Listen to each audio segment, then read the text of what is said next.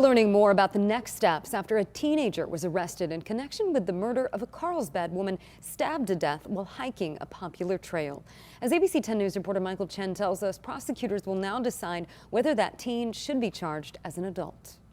A violent death on a serene Carlsbad trail, a community outraged, and now an arrest. A 17-year-old teen from Carlsbad booked on murder charges weeks after 68-year-old Lori Thorberg was found stabbed to death along Hosp Grove Trail. Detectives tell ABC 10 News police work led them to the teenager before DNA evidence confirmed their suspicions. The teen now in juvenile hall, but will he stay there? Former district attorney turned defense attorney Paul Fink says prosecutors must now decide whether the accused should be tried as an adult. An adult for a first-degree murder is 25 to life. A juvenile can only be kept until the age of 25. A decade ago, Finks represented Heather Doust, who at the age of 14 killed her mother with a hammer. Doust was charged as an adult, pleaded guilty, and was sentenced to 16 years to life. Finks says unlike in that case, thanks to new state laws, if prosecutors do charge the 17-year-old as an adult in the Carlsbad case, a judge will have the final say. The more dangerous that person is, the more likely